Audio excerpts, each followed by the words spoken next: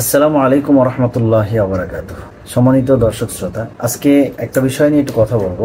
আল্লাহ তাআলা কোরআনুল কারীমের মধ্যে ঘোষণা দিয়েছেন, ওয়াতাসিমু বিহাবলিল্লাহি জামিআন ওয়া লা তাফাররাকু, যে তোমরা আল্লাহর রজ্জুকে শক্তভাবে ধরো, ওয়া লা তাফাররাকু, তোমরা বিচ্ছিন্ন হয়ো না। আল্লাহর রজ্জুকে শক্তভাবে ধরার কথা আল্লাহ রাব্বুল আলামিন বলে দিয়েছেন।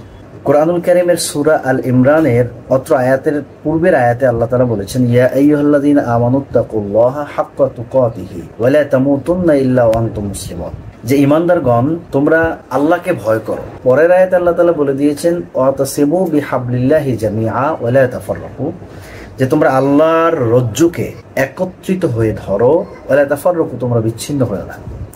তো আল্লাহ সুবহানাহু ওয়া তাআলার এই যে মহাগ্রন্থে বাণীর যে নির্দেশনা, এটা মূলত কাদের উপরে বর্তাবে? প্রত্যেকটা মানুষের উপরে এই হুকুম বর্তাবে। তবে সেক্ষেত্রে অবশ্যই আলেম ওলামাদের দায়িত্ব হলো মানুষদেরকে এটা সঠিকভাবে বোঝানো। কেননা আল্লাহ তাআলা কোরআন কারিমে বলে দিয়েছেন, ইন্নামা ইয়াখশাল্লাহা মিন ইবাদিহিল উলামা, যে একমাত্র পৃথিবীতে ওলামায়ে কেরাম যারা, তারাই আল্লাহকে বেশি ভয় করেন এবং আল্লাহকে তারাই বেশি চিনেন বিধায় তারা বেশি ভয় করেন।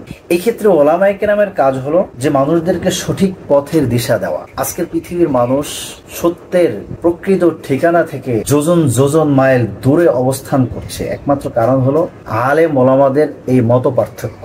উম্মতের এই ক্রান্তি লগ্নে যারা প্রকৃত আলেম, তাদের উচিত হলো যে মানুষদেরকে সঠিক যে বিষয়গুলো রয়েছে সেই বিষয়গুলোর তালিম দেওয়া। কিন্তু দুর্ভাগ্যবশত বলতে হচ্ছে যে আমাদের আলেম ওলামাদের মধ্যে সেই দায়িত্বটা প্রকৃত পক্ষে নাই। দেখা যায় কোরআন এবং সুন্নাহর বিভিন্ন মাসলা মাসাইল নিয়ে, জায়েজ মাসলা মাসাইল নিয়ে ওলামায়ে কেরাম তারা বিভেদ করছে।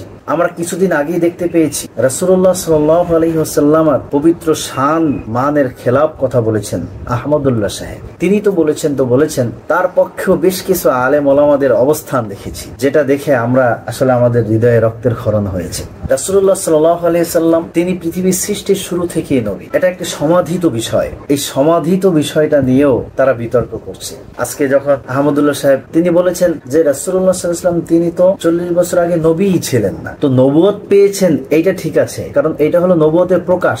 40 বছর বয়সে, একটা পরিণত বয়সে আল্লাহ তাআলা নবুয়তের প্রকাশ করেছেন, এতে কোনো সন্দেহের অবকাশ নেই। তবে তিনি নবী হিসাবে লিখিত ছিলেন তো পৃথিবী সৃষ্টির পূর্বে। এতটুকু বলতে তিনি পারলেন না, এতটুকু বলতে তার মুখে বাঁধলো কেন যে হ্যাঁ, তিনি সৃষ্টির শুরুতেই নবী হিসাবে লিখিত, নবী হিসাবেই তাকে আল্লাহ তাআলা সৃষ্টি করেছেন, নবুয়তের প্রকাশ 40 বছর আগে করেছেন, 40 বছর পরে করেছেন। এতটুকু বলতে কি সমস্যা হয়, এইটা আমার বুঝে আসে না। এতটুকু সে নির্দ্বিধায় বলে দিতে পারে, কিন্তু সে বোবা শয়তানের মতো চুপচাপ, তার এই বিষয়ে কোনো কথাই নেই। অথচ তার পক্ষে আবার দেখা যায় বাংলাদেশের কিছু মওদুদি জামাতের আলেম, আবুল কালাম আজাদ বাশার, এরপরে দেখলাম আলী হাসান ওসামা সাহেব, এরপরে দেখলাম আরো বেশ কিছু ওলামায়ে কেরাম যারা বাংলাদেশের মাঠে ঘাটে তারা দাঈ ইলাল্লাহ হিসেবে পরিচিত, মানুষের কাছে দ্বীনের দাওয়াত নিয়ে যাচ্ছে। তারা দয়াল নবীজের পক্ষে না গিয়ে সে আহমদুল্লাহর পক্ষে অবস্থান নিয়েছে। তাহিরি সাহেব তিনি, হ্যাঁ, তেনার মধ্যে ত্রুটি থাকতে পারে, মানুষ বলতে ভুল ত্রুটি নিয়েই মানুষ, আমাদের সবারই ভুল আছে। তাহিরি সাহেবের সব বিষয়গুলো আমরা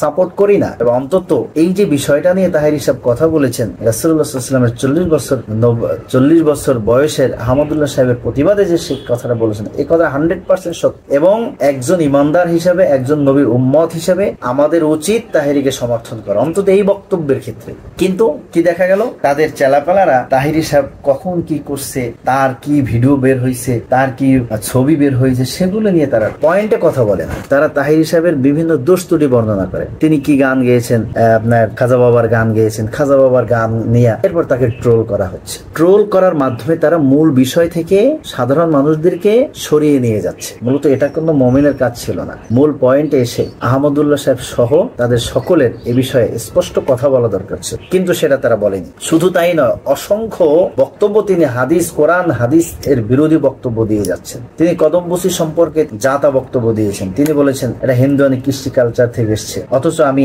পূর্বেকার ভিডিওর মধ্যে আমি স্পষ্ট হাদিস থেকে, মেশকাতের হাদিস, তিরমিজির হাদিস, হাদিসের বিভিন্ন কিতাবের মধ্যে হাদিস এসছে, আমি দেখিয়ে দেওয়ার চেষ্টা করেছি। বাংলাদেশের অসংখ্য ওলামায়ে কেরাম এর ব্যাপারে বক্তব্য দিয়েছেন যে না, এটাকে নাজায়েজ বা কুসংস্কৃতি বলার সুযোগ নেই। তিনি একটা হারাম একটা জিনিস, যেটা হলো মৈথুন, যেটাকে ইসলামী শরীয়তে সম্পূর্ণ হারাম করে দিয়েছে, সেটাকে তিনি ঘুরিয়ে পেঁচিয়ে জায়েজ ফতোয়া দিয়ে নাউযুবিল্লাহি মিন যালিক। আসলে এনাদের উদ্দেশ্যটা কি? কোরআন হাদিস থেকে এরা সুন্দর করে পড়বে, পড়াশোনা করে সুন্দর করে যেটা আছে সেটাই বর্ণনা করুক, যেটা নাই সেটা থেকে তারা বিরত থাক। কিন্তু এমন এমন সুবুত যে বিষয়গুলো সম্পর্কে ওলামায়ে কেরামের কোনো মতামত নাই, এই ধরনের বিষয়গুলো তারা এনে এনে উম্মতের মধ্যে বিভ্রান্ত ছড়াচ্ছে। যেটা আল্লাহ তাআলা বলেছেন ওয়াতাসিমু বিহাবলিল্লাহি জামিআ ওয়া লা তাফাররাকু, আল্লাহর রজ্জুকে তোমরা শক্তভাবে ধরো। কিন্তু তারা মুমিনদেরকে, মুসলমানদেরকে পৃথক করে দিচ্ছে, এই সামান্য টুকিটাকি মাসালা নিয়ে মানুষের মধ্যে বিভেদ করে দিচ্ছে। আহমদুল্লাহ সাহেবের পক্ষে যারা সাফাই গাচ্ছেন রাসূলুল্লাহ সাল্লাল্লাহু আলাইহি ওয়াসাল্লামের বিপক্ষে গিয়ে, এমনটা যেন না হয় আমাদের কোনো ব্যক্তি পূজার কারণে, আমাদের কারো কোনো ব্যক্তির অনুসরণের কারণে রাসূলুল্লাহ সাল্লাল্লাহু আলাইহি ওয়াসাল্লামের বিপক্ষে অবস্থান হয়ে যায়। ব্যাপারটা যেন এমন না হয়। আপনি আহমদুল্লাহর ভক্ত হন, সমস্যা নেই, কোনো সমস্যা নেই, কিন্তু সেটা যেন রাসূলুল্লাহ সাল্লাল্লাহু আলাইহি ওয়াসাল্লামের হাদিস বিরোধী কোনো বক্তব্যের ক্ষেত্রে আহমদুল্লাহর সমর্থক আপনি হয়ে যেন না যান। এদিকে আপনাকে অবশ্যই খেয়াল। আহমদুল্লাহ সাহেব এমন কোনো ব্যক্তি না, তার ভুল হতে পারে, অবশ্যই তার ভুল হতে পারে, তিনি তার নিজের ভুলটাকে শুধরে নিলেই হয়ে গেল। তারা বলে থাকে যে মাজার পূজারী, আমরা মাজার পূজারী, কে বলেছে আমরা মাজার পূজা? মাজার পূজা কাকে বলা হয়?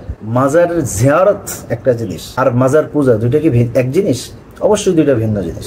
মাজার জিয়ারতের ক্ষেত্রে রাসূলুল্লাহ সাল্লাল্লাহু আলাইহি ওয়াসাল্লাম স্পষ্ট বলে দিয়েছে এইসব বিষয়ে যে তারা বিভ্রান্তিমূলক বক্তব্য ছড়াচ্ছে। এটা কি উম্মতের মধ্যে কি এরা ফাটল ছড়াচ্ছে না? নিঃসন্দেহে তারা উম্মতের মধ্যে ফাটল ছড়াচ্ছে। চুপ থাকবেন আপনারা, অথবা সেটাকে নিয়ে সুন্দরভাবে বিশ্লেষণ দিবেন, যাতে উম্মতের মধ্যে কোনো বিভেদ সৃষ্টি না হয়, কোনো ধরনের ফাটল সৃষ্টি না হয়, উম্মত যাতে সুন্দরভাবে আমল করতে পারে। আজকে সাধারণ মানুষ বিভ্রান্ত এই আহমদুল্লাহ গং আপনাদের কারণে। আপনারা মিডিয়ায় পরিচিত, আপনাদের মুখ পরিচিত, আপনাদের কথা মানুষ বিশ্বাস করে। দেখা যায় আপনারা এমন এমন ফতোয়া দেন, এমন এমন কথা বলেন যে একটা পর্যায়ে গিয়ে মানুষগুলো বিভ্রান্ত হয়ে যায়। এজন্য আপনাদের উচিত যে হ্যাঁ, অবশ্যই এই ধরনের বিভ্রান্তিমূলক তথ্য যাতে আমরা না ছড়াই, এবং আমরা যারা অনুসরণ করি, অনুসরণ করার ক্ষেত্রে অবশ্যই যে বিষয়টা আমরা খেয়াল রাখবো, আমাদের অনুসরণটা যেন অন্ধ অনুসরণ না হয়, আমাদের অনুসরণটা যেন কোরআন এবং সুন্নাহ মোতাবেক হয়, সেদিকে খেয়াল রাখবে ইনশাআল্লাহ। আল্লাহ তাআলা আমাদের সকলকে বোঝার তৌফিক দান করুন, আমিন।